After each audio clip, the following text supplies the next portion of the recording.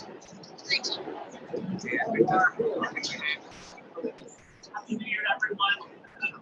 Thanks for braving the little bit of weather we had this morning.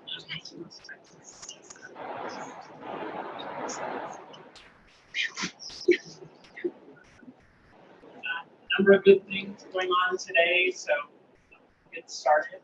First thing we want to do is thank Tim Kale. It's our coffee sponsor, and give a few minutes to introduce himself and his company to us. For your interest in our communities in Dallas to join us. So late last night, we had got it at like 1, and then we go send it back. It's been an eventful 8 hours, but glad to be here.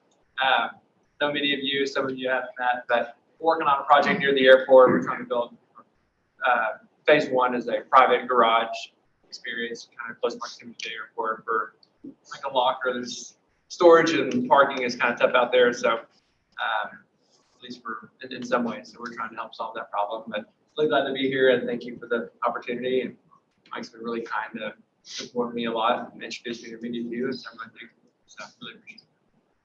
yeah, awesome. Thanks for being here. All right, thank you, Tim.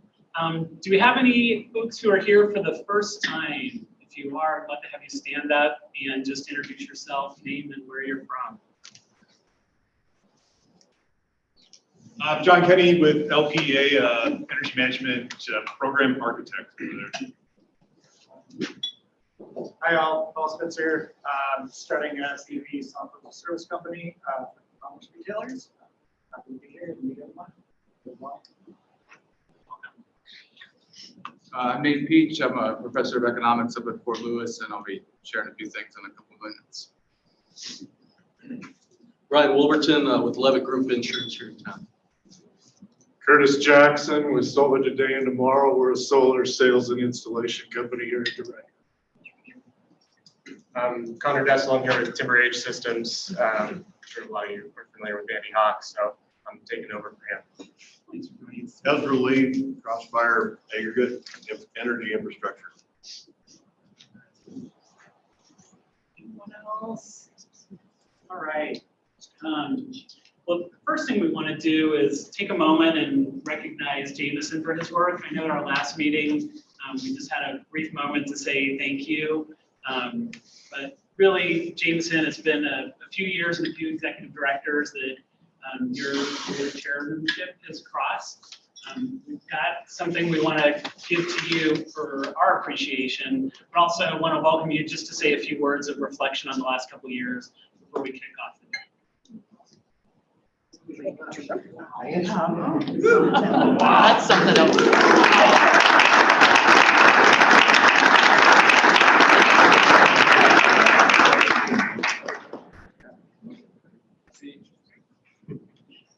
All right.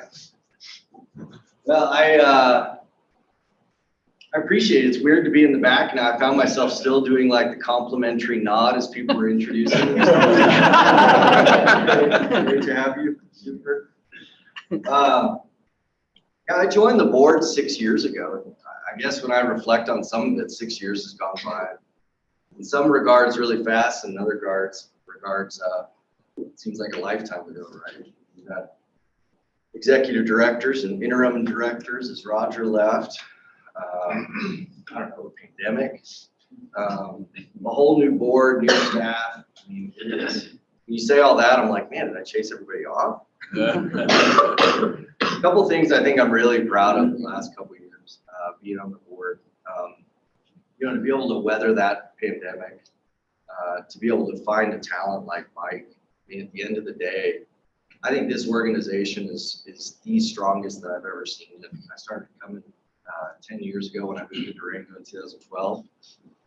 And fiscally, I think we're as strong as we've ever been as far as strategic initiatives moving forward, and finally having funding sources to really kind of drive those strategic initiatives forward outside of what our operations need.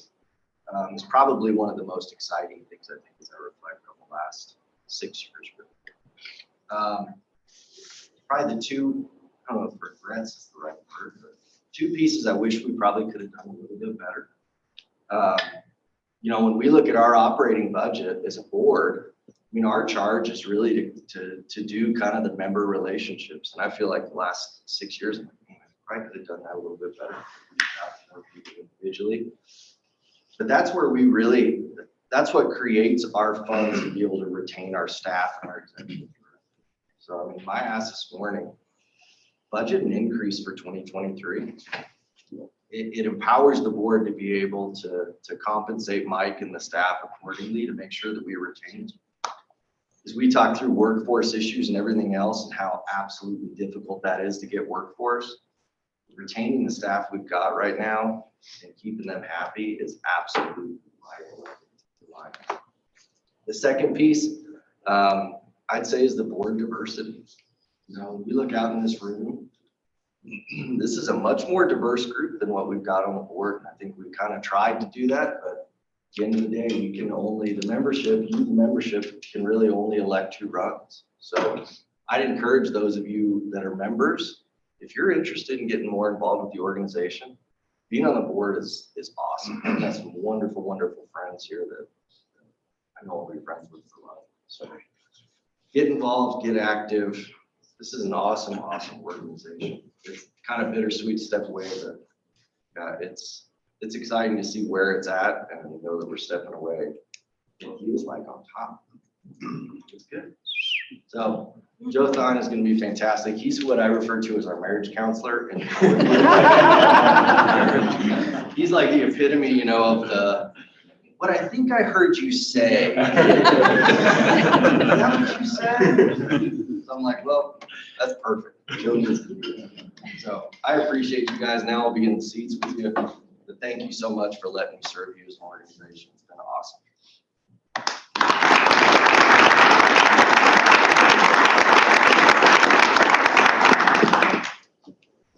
Mike asked me to just say a few words looking forward over the next year. And I know many of you in the room, for those of you I don't know, I'm currently the CEO at Animal Surgical Hospital.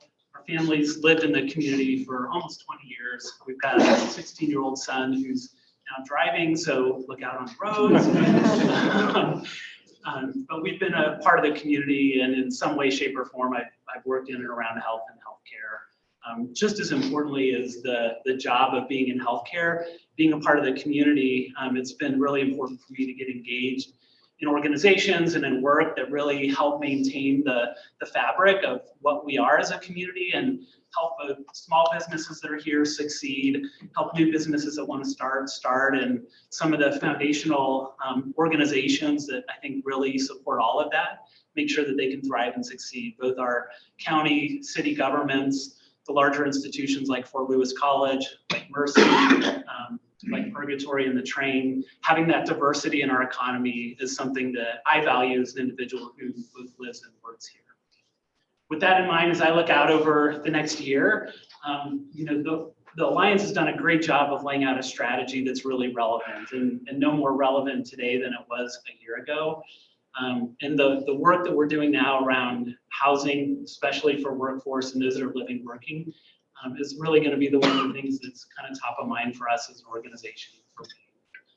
The last year has, as Jameson was referring to, we've done a lot of good work to bring funding and some public-private partnerships into the fold with the RHA. And 2023 is really now becoming a year of executing on that funding and on that scope of work to make a difference in the community. Mike will continue to talk about that. So reach out to me, you know, anytime. I'm happy to share my cell phone, email, things like that. Just catch me after the meeting. We'd love to get to know those people. Thank you.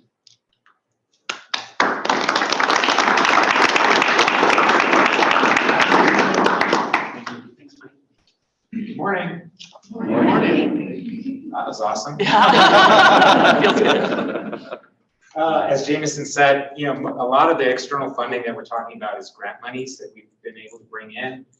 Some of the grant monies are from the county, the city, state monies from Reddit. And I think what that's allowing us to do is now look at additional grants at a federal level, partnering with folks like Fort Lewis College. Today's meeting, we're going to primarily focus on the summary of the economic outlook. How many folks were at the January 5th meeting? Okay, it'll be a little bit of a rehash, more of a summary. I think Dr. Nate Peach will do a little deeper dive on the regional economy. It was a great day, 2 hours jam-packed of federal, state, and, or I should say, global economy, state and local economy, regional economy. So we'll get a distilled version of that today. As Joe said, we're really not changing course for 2023. We're kind of doubling down on the strategic initiatives, starting with workforce housing, and then quickly pivoting to workforce itself, workforce development. So you'll hear about a couple of new programs that we're actually expanding or complementing with the internship. I'll give a plug on the internship here in a minute. And then last but not least is business capacity. How do we continue to create an environment working with our public partners that is beneficial to the companies that are here and enabling them to grow and prosper? And how quickly can we get light industrial up and going? Because I know that's a huge need for our community. So with that being said, I'd like to call out some membership renewals at the Chairman Circle level, Centura Health, the investor level, Animas Surgical Hospital, and Durango 9R. These are all renewals that came in January. Associates is Nunn Construction and Chaffa, and Friends, Farnsworth, and thank you very much, the Gable House, for coming on as a new member. Program update, La Posta. Last month we talked a little bit about La Posta. We actually just signed a contract for sewer and water design, and that happened in mid to late December, so that's on its way. Work has already begun for that topo type of work, and the city has also entered into a contract for road improvement in terms of design and cost for what that's going to look like. So I think they've already started with traffic studies and all kinds of things out there. Internship, I mentioned this just a second earlier. We still have internships available for the spring, and we'll probably take that into the summer, but then we'll stop the internship program as it exists today. That's being run through, thank you, Jeff and Brett, for being here. That's being run through FLC Career Center using their formal structure, but we're willing to pay up to $3,000 where we subsidize, the Alliance subsidizes the intern, and that translates to 150 hours at $20 an hour. Not to say that that's where it's capped, but we have to start there. What we're really trying to do is find companies that either have an internship that is more an apprenticeship or potentially to hire. So far, we've placed five full-time employees out of 12 interns. We'd love to keep that ratio if possible. So if you have any ideas about internship, please go to our website, yeslpc.com, or ping Michelle at yeslpc.com, and we'll get you going. Rental assistance program, there's still money out there for that, and we'll continue to plug this. The city came in and contributed in December to that rental assistance program. We might expand the terms of that in the next couple of weeks to make it even better. But right now, there is no credit score needed. So it's very low bar to entry, up to $5,000, very low interest, just trying to get people cash flowing into rentals. It is reserved for 100% AMI. We'll probably inch that up to 120% AMI, right? Again, more information is on our website or at First Southwest Bank. The RHA, we signed a contract with the RHA for professional services, and we started to create a presence for them. We actually have a physical presence for them, an office in the chamber buildings where we're located. So they have their own office. We've hired a strategy manager. Really excited about Sarah coming on board and being point on that project and really executing on the 3-year strategic investment plan for workforce housing. So we'll work closely with the RHA to figure out how to bring in more money, specifically grants, how to stand up this Catalyst Fund in the committee, and then identify projects and try to subsidize those projects and accelerate those projects as quickly as possible. Again, we're leaning back on the big ideas, right? So how do we find scale, specifically projects that can get us scale for different kind of products, but multifamily, density, those kind of things is what we're looking for. So with that, I'd like to introduce Sarah Tober briefly.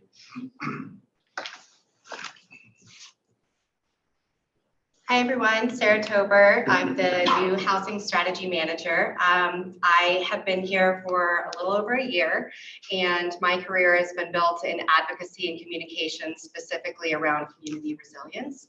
So that's included working for one of the top publicly traded student housing developers, all the way to last year, I worked for a couple of local organizations that focused on some various housing projects, like the Westside Mobile Home Park purchase, MANA, the Fort Lewis College housing crisis.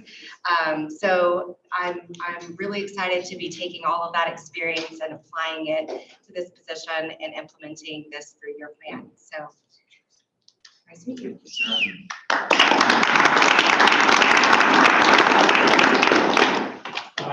Sarah is a little understated. Sarah came from Austin, where she was highly recognized as a female entrepreneur and go-getter by the state. She has an MBA, and so I'm really excited to have her on board. Very excited. Thank you, Sarah. The Network Plus Micro Certification program, we just finished a class where we had 14 people come through, and the Alliance paid for the tuition, paid for the certification through a grant. We will do 2 more of those. We'll start one in the spring. So I guess it'll be mid to late February. If anybody knows Natambu, Natambu's leading the class, and we couldn't think of a better person to do that. He's a local IT rock star. I think he's working on his 3rd CCIE right now, so he's a double CCIE. And we have enough money to not only do a fall, but I'm sorry, a spring, but potentially a summer/fall. And so we'll do 3 classes when it's all said and done. Those classes are here. Again, what we're trying to do is get a micro certification of Network Plus to students, and non-traditional students, adult learners. It doesn't really matter. We had some high school students involved. But if you have anybody in your IT department or anybody that is looking for upskill, reskill type of scenarios, this kind of certification gets people into the door. If you want to know a little bit more about the certification, what that does for your organization, talk to Mitch Dye. He's been a huge advocate for this, and we'll announce the start of that class in the next couple of weeks. We're just waiting for Natambu to get his schedule straight. All right, that's program updates. I'm going to quickly cover just a little bit of housing data that I thought was really interesting. The year-end numbers are in, so December's wrapping up, so we know kind of what the numbers are for the year 2022. I'm really anxious to and I talked to John Wells this morning, really anxious to hear from him and Bob Allen about what the forecast is and have a rear view mirror look at 2022 in a very collective way, and then find out, how they read the tea leaves for 2023. But what's happened in I would say the last few months that really influenced the year is the activity is down. So if you look at sold listings for the year, it's down fairly considerably, but inventory's back up and pricing has remained pretty high. And so normally supply demand, you have more inventory, normally prices would come down. We're not seeing that. Prices are holding very steady across all products. And so this is true if you look at the number of homes as far as La Plata County inventory compared to 2021. For 2022, it's a pretty big bump. But when you look at pricing, median price for through the year, there's a lift of over 13%. And if you look at activity, it's slowed down. in the mid-20s. Same thing kind of held true for Durango in town. If you look at the number of inventory homes for sale in the market right now, huge lift, especially in December. And then if you look at pricing, there is a pretty considerable lift there for the year compared to 2021, I'm sorry. And then sold listing volume is down as well, about the same number as the county. So with that being said, hopefully that tees up Dr. Nate Peach. Nate, thank you for being here. I really appreciate you taking the time and the energy and kind of tailoring the presentation for this crowd. Thank you.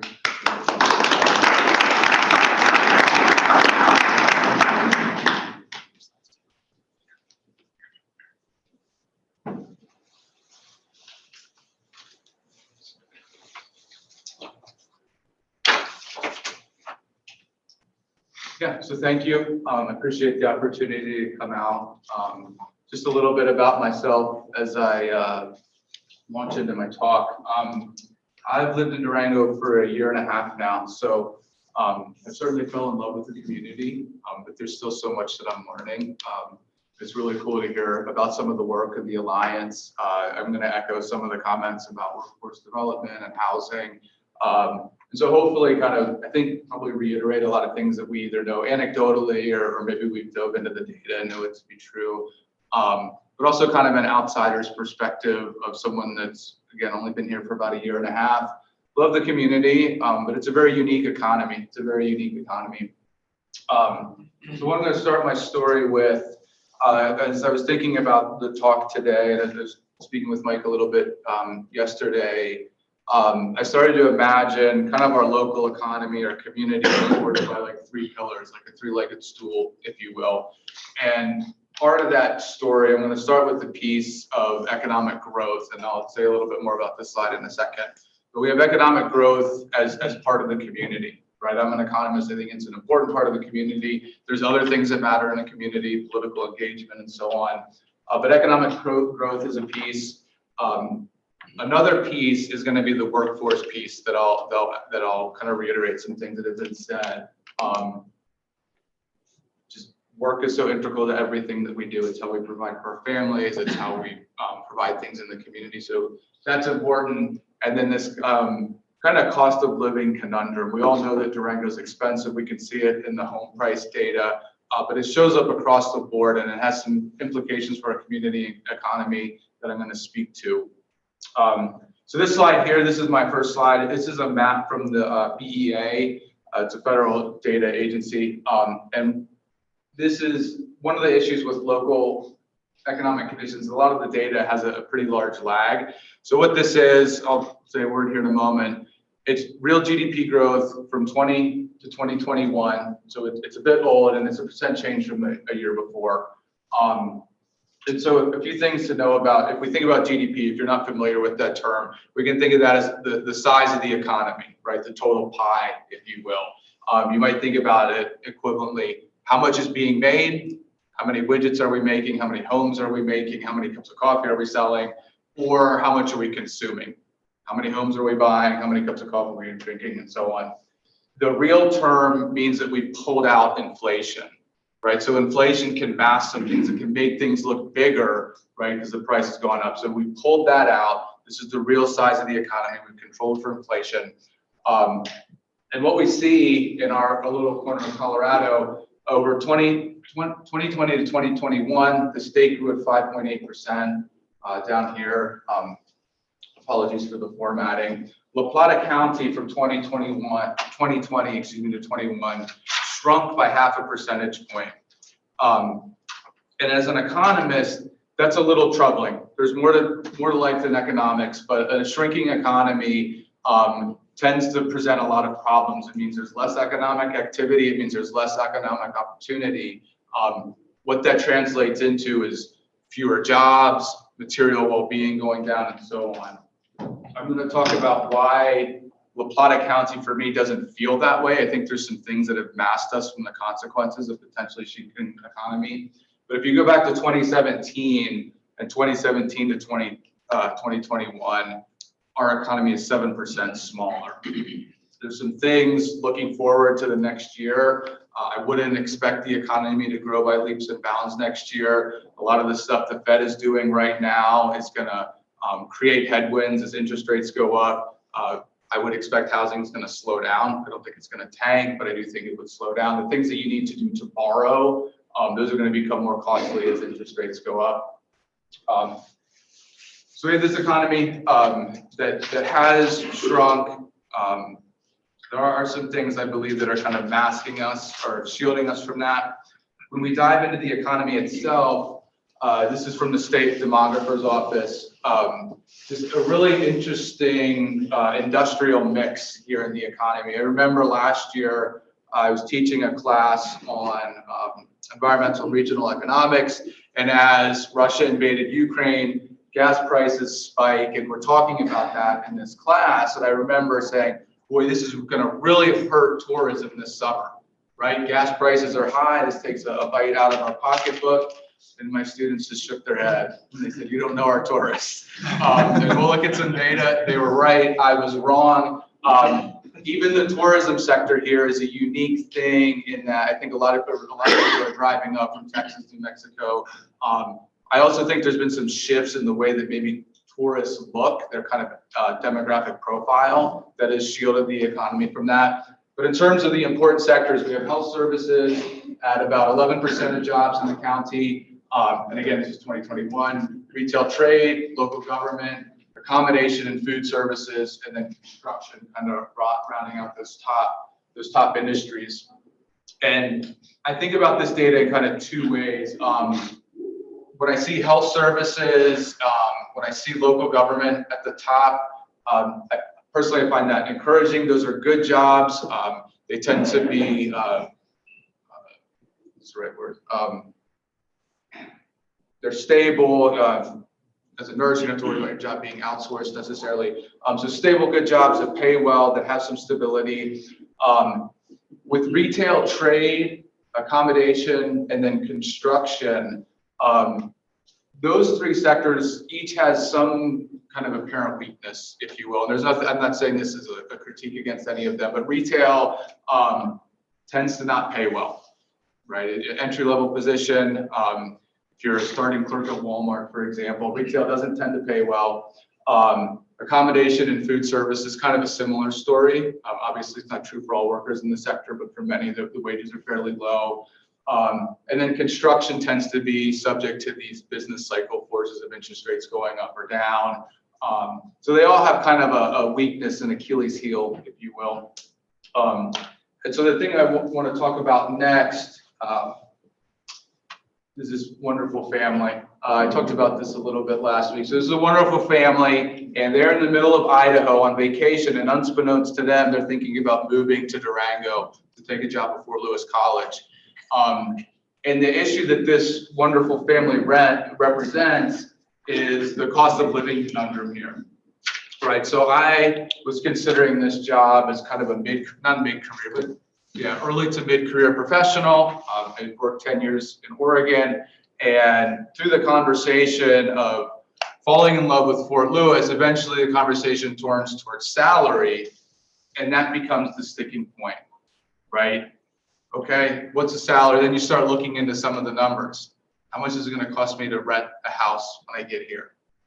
I mean, some of the stories they tell, are there houses to rent when I move here? No. And I remember, thankfully, Dr. Paul Clay, who's wonderful, he said, just be warned, stuff is a little hard to find. I lived all over the country. Okay, you know, I've lived in Philly, I've lived in all these places. Yeah, it's always hard to find. No, there's nothing in Durango, so we lived up in Perth for a few months because that was literally the only place for my family to live. So the issue that kind of I represent and my family moving here, when you look at some data, Region 9 has some really great data on livable wage. MIT has a living wage calculator. The nice thing about MIT is you can start comparing La Plata to other areas because it's a national thing that they do. And for a family of 4, the numbers are adjusted depending on how many working adults and how many kids you have. But for a family of 4, MIT ballparks it at about $98,000, right? As a livable wage, not as, you know, you're living high on the hog, but as a livable wage. MIT puts it at about 98,000. Region 9, I had to tweak some of their data, but if you applied their data with the MIT methodology, it's about 80,000. And I think the issue that that's creating, using myself as an example, is for an early career professional, they don't have the experience. They're not stepping into positions that are likely to pay that much. And I'm afraid, and I'll say more, that will act as a real constraint on workforce development and our economy moving forward, right? So if I have to pay someone $98,000 as a livable wage to get them in the door, there's just only certain types of occupations that's economically viable. And again, that's the living wage. So someone like myself, I'm looking at that wage, and as a professional, I need to know that I don't need to just cover rent for 1 year. It's can I make a life here? Can I stay here for 5, 10, 15 years or hopefully longer? And what's starting to happen with some of what's starting to happen to households is within our region specifically, we have this conundrum of really high cost of living. We have sectors like retail, food and accommodation that traditionally don't pay very well. And what we're starting to see with inflation being so high for so long is it's starting to impact people's personal finances, right? So this is a study, this came from the Kansas City Fed, it was published over the summer, and they're looking at data in terms of asking households, if you had difficulty paying for just kind of normal expenses, you know, you need your brakes on your car, or maybe your electric bill is a little higher the next month. And what we're starting to see is an uptick both in the country, so the US is on the left, blue is June in 2021, green is June 2022, US an uptick of about 15 percentage points, and then Colorado and New Mexico, both near and dear to us, large upticks as well. I think Colorado is about 10 percentage points, and New Mexico is about 15 percentage points. And so again, if you kind of move down that income ladder, those early career professionals, maybe you've given it a year or two, as inflation is starting to eat up more of your personal finances. I was telling Mike, as soon as I accepted the job at Fort Lewis, I don't know, fate, luck, whatever, I cannot tell you how many people I met that had moved from Durango. And they tended to be teachers and nurses. My wife's a nurse, so I found that very troubling. But they were moving to other places because they couldn't find a place to live. Or I specifically remember a guy that was a middle school teacher, because my son's in middle school. He said, you know, I'm a good teacher. I've worked for the schools for about 5 years, and I just can't make it work. I just can't make it work, so I'm going up to Grand Junction. I'll end with this because I'm just about out of time. My source of optimism, so one of my fears is that Durango becomes a community in which the people that work here do not live here, right? I'll give you an example. I dropped off my son this morning at an FCA meeting. The teacher's great. The teacher is able to invest in the community in a way beyond teaching classes because he lives here, right? If he has an hour commute from Farmington or wherever to come teach, those things become a lot harder to do. Just kind of practically feasibly. So this is data on sales tax data. Mike has some great data on plane arrivals and better tourism numbers. But what has shielded us from that shrinking economy I talked about earlier, our sales tax revenues are up. That's a signal of tourists coming to town, wealthy migrants like myself that are paid well, they come, we spend money. So the economy has been shielded by by that drag of growth. Our sales tax numbers are up, the numbers here. If we look at November compared to earlier years, November of 22 compared to 20, it's up 23%. November of 2022 versus 21, we're up 3% over the last year. So we have this economic resiliency. I think tourism is a foundation, healthcare is a foundation. They've proven that they're robust to some of the headwinds of the pandemic, to higher interest rates, to higher energy prices. Healthcare is not going away anytime soon. So I see those things as a source of resiliency in the community. But I do think looking forward into this next year, there's a lot of headwinds. There's a lot of headwinds, whether it's the Fed, whether it's just global economic conditions. These things aren't going to do us any favors, if you will. So I do think we'll be in an environment of low economic growth.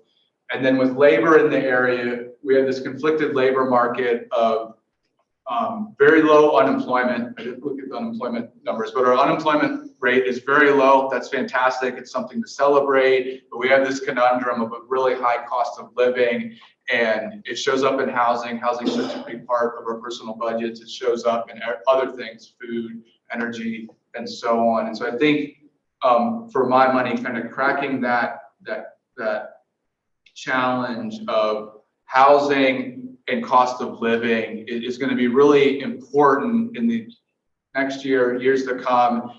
And it's going to cast a long shadow, right? So when we think about housing, that's going to impact the economy 5, 10, 15 years down the road. Like, what does it look like in 10 years?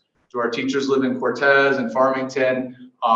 Another thing to think about, not to be too dismal, but as there's scarcity of talent, right? When you look at the national numbers, our workforce is down. There's not as many people working. I can point to stores in Durango that have had a now hiring sign since I've moved here. That's pretty incredible. And moving forward, that scarcity is going to show up across the economy. And my hope is that Durango is able to step in, to lean in, to develop that workforce, and that we don't become one of these hollow communities where it's the workers are over there and the people that live here are over here. So I'll end with that. Thank you.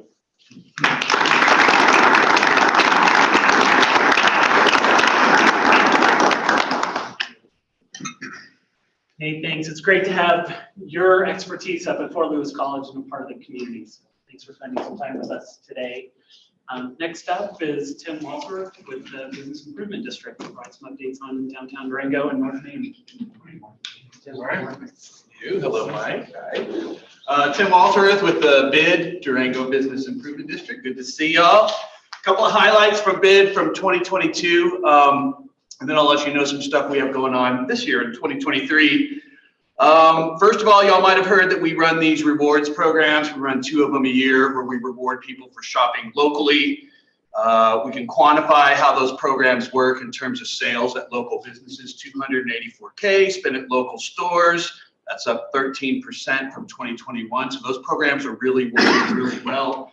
I got to thank the Chamber. I got to thank Alpine Bank. I know Eric's here somewhere. He's here. There it is. And Eola's Bar and Dining and Moorheart Murphy for being our sponsors for those programs.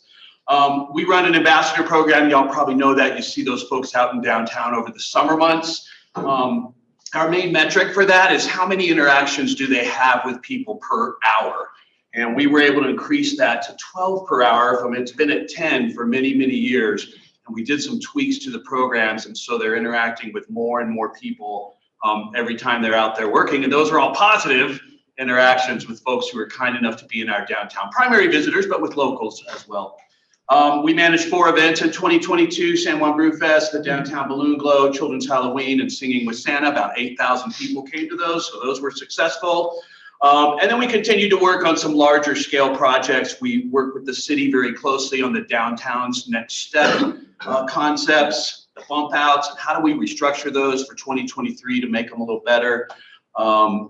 We've worked on pushing a concept for a joint performing arts venue and a conference center.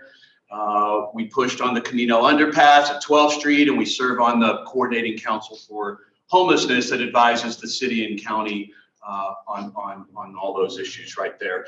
And probably the best thing that happened to us in 2022 is that we won the Durango Chamber of Commerce's Nonprofit of the Year Award. My award's smaller than that. I don't know. What's the deal? Come on, man. Well, 6 years, 1 year. I don't know. Maybe that's one. But anyway, so 2023, what are we looking for? We think we can grow those rewards programs some more. We have some ideas for how we can expand the number of people to qualify and get that spend up a little bit higher. We'll maintain that interaction average per hour interaction rate in our ambassador program. We'll manage those events again, and we'll continue on all those bigger projects that we've been working on too. None of those are done. Those are long-term deals. The biggest thing for 2023 for BID, though, is our own election. And so we're set to sunset at the end of 2025. And so we're going to go to the folks who can vote to continue the BID this November 2023. And so who are the voters? So There's about 400 commercial properties that are part of the bid in the Central Business District in North Main. So those property owners can vote. Any business that has a lease inside those properties can vote, and even residents who live inside of our boundaries can vote as well. Got to be a natural person, so if it's owned by a LLC or a trust, they can't vote, but there's a process where they can designate someone to vote for them if they fill out a couple of forms. So Jasper, we'll probably be looking at you for a little guidance on how to do that. You know, BID is local government, so there's real constraints on what the staff and organization can do to, we can't really advocate for that, we can only inform, but our board can go out there and talk to business owners and property owners and ask them to strongly consider voting to continue the bid. So more to come on that. Thank you, guys.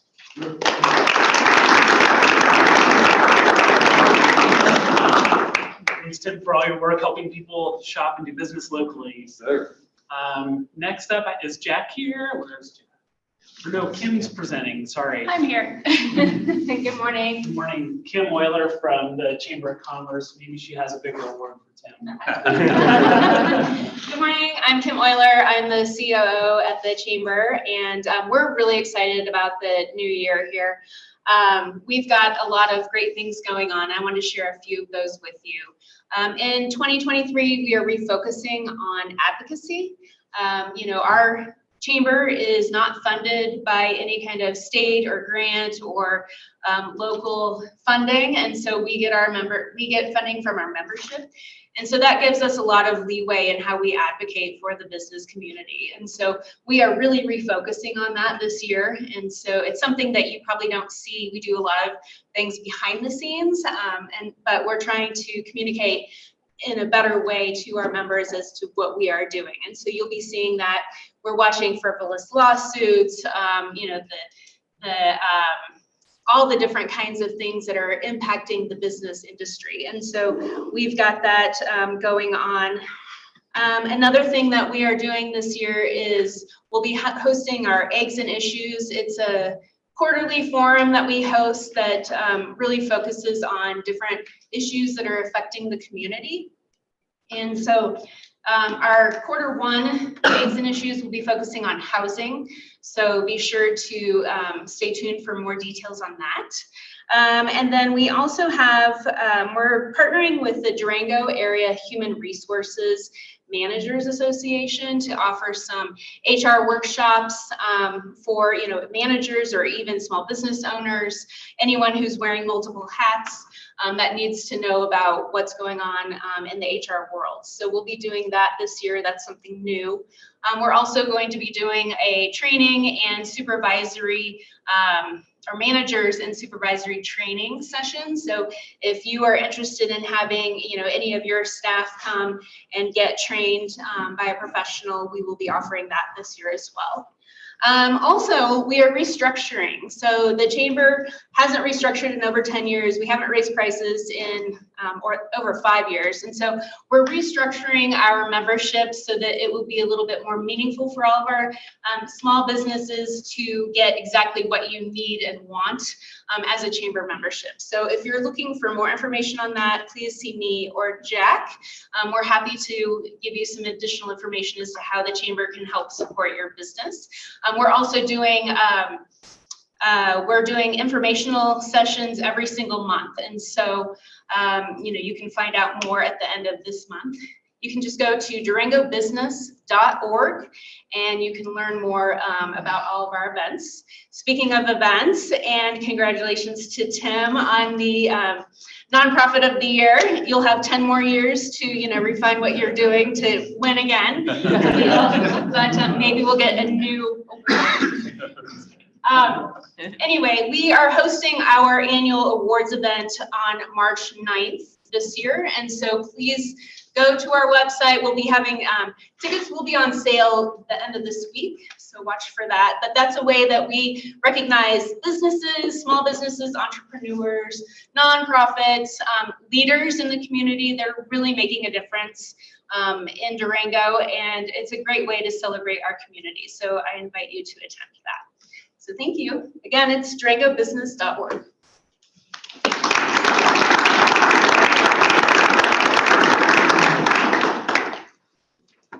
Kim. As mayor. Always gonna get this backwards. Clark Craig. Either way.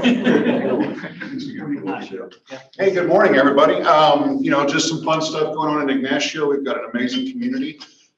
Just let you know that I think it was the Friday before Christmas weekend, Boys and Girls Club of the Southern Ute Tribe does a toy drive. And what was really cool about the way that they deliver these toys, SUPD, Los Pinos Fire, I got to ride in an ambulance to deliver toys. First time I remember driving an ambulance. But it was so cool because we went through these areas of our community that, they're struggling. And you would have these families and these kids come out of their homes and then they just got free toys that was handed to them. So wonderful experience. Something else about our community library is hosting a Denim and Diamonds event on the 27th of January. If you haven't seen an email, come support the Ignacio Library. I think it's the coolest library in the Four Corners. We've been doing stuff other libraries wish we could do. So yeah, we could talk about housing. We could talk about all the rest of that stuff. It's the same in Ignacio except cheaper. Thank you.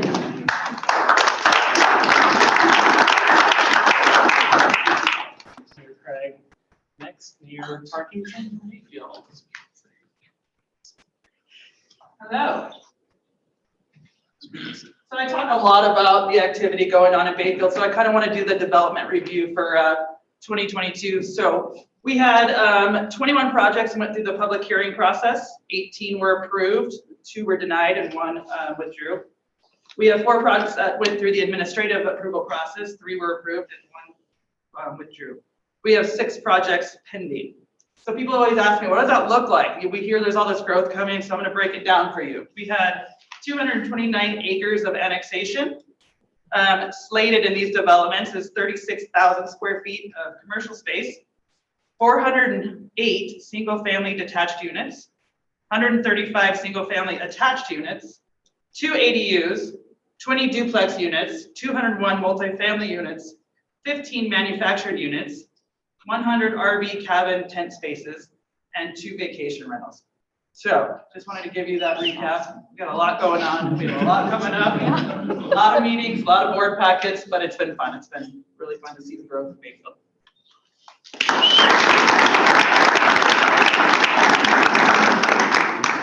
Thanks, Mayor Tarkington, for all the work in housing in Bayfield, among other things. Next, Mike Segrist from Lafayette County.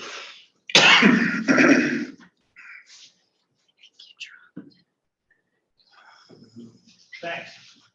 I'm always accused of not speaking loud enough, so let me know. I'm going to try to speak a little louder this time, but thanks for giving me a chance to be here today. 2022 was a challenging year for the county. We experienced continually a very high vacancy rate.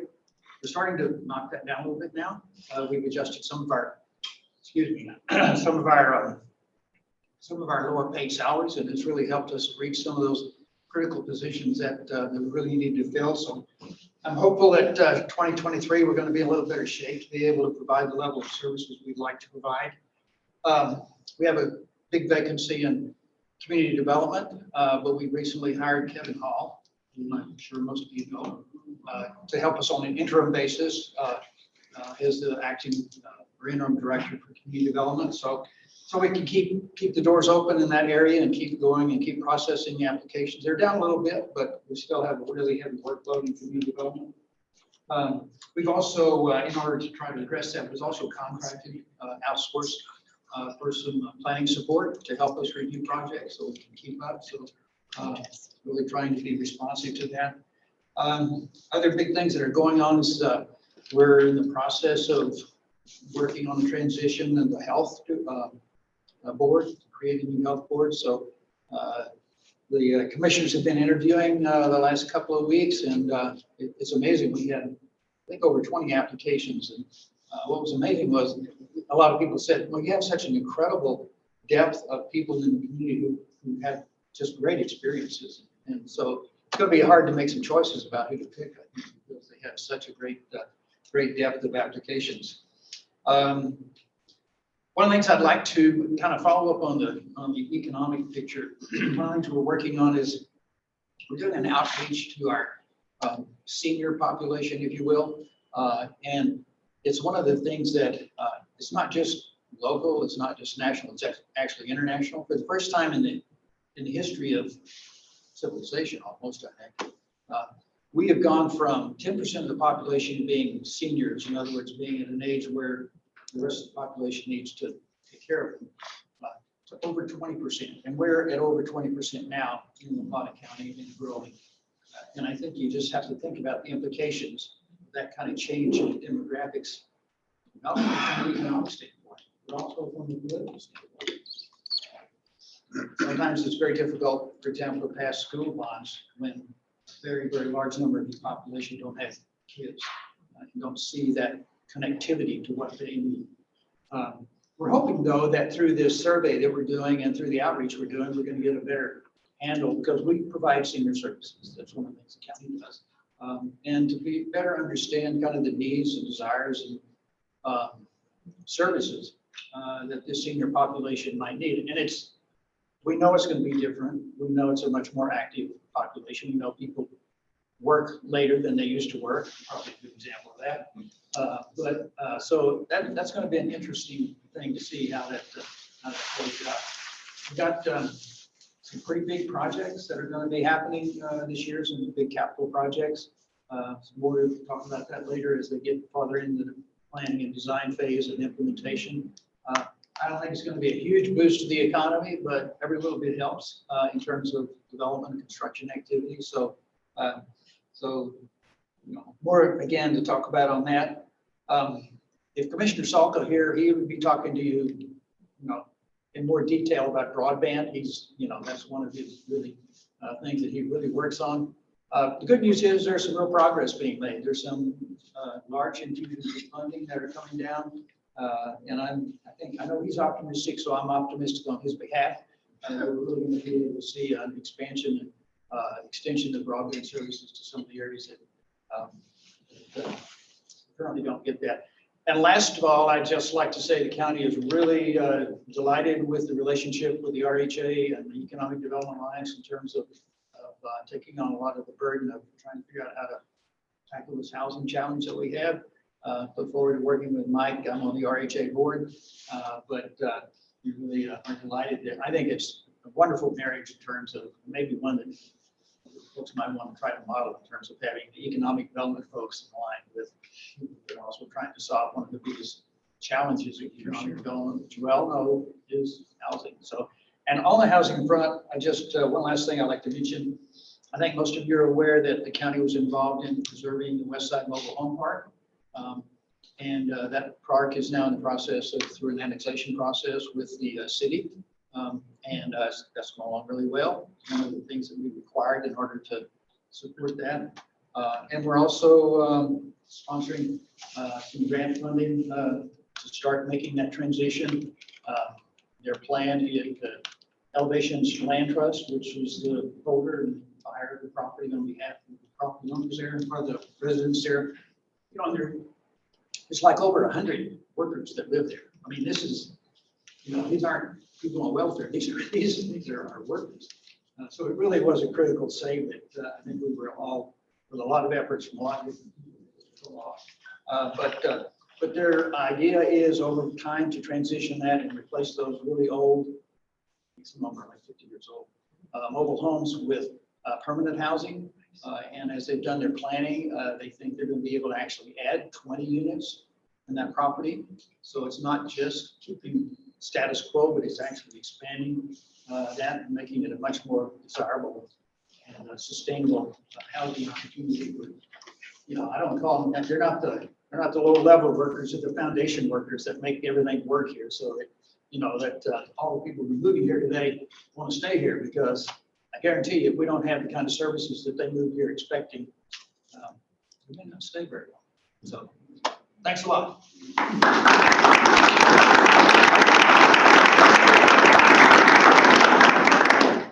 Mike, thank you. Thanks for all the good work happening in the county. Pass that. That's great. Thank you.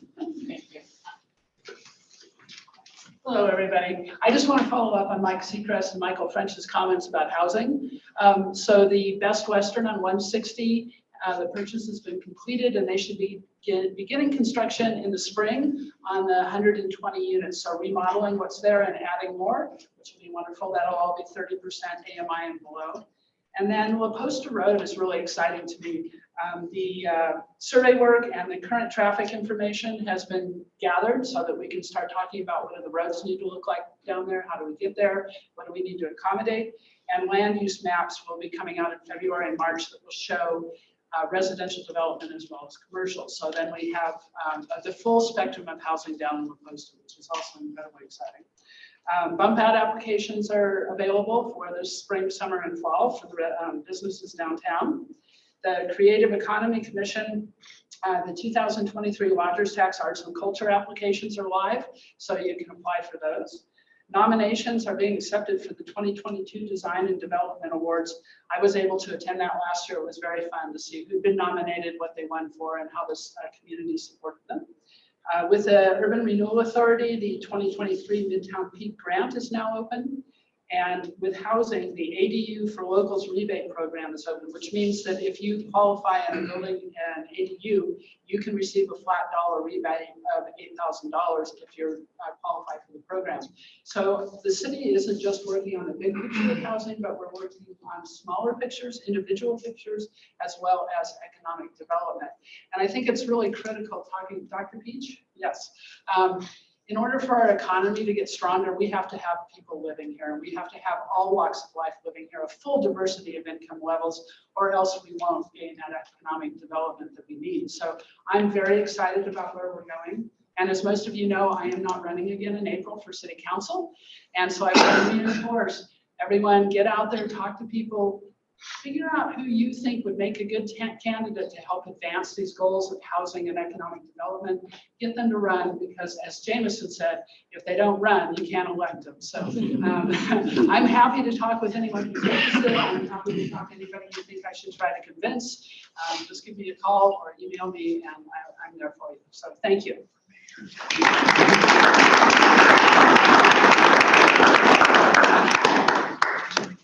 Thank you. That wraps us up for today. Welcome to the new year. Thanks for everyone who's presenting. And Mike's telling me we're ending right on time. I know. We'll see you all. Before you guys break, we have a 9 o'clock meeting we need to reset for. So we invite you to continue your conversations, because I know that's a great part of this meeting. Either over on the other side here or kind of out here. Thank you. It was good to see you both.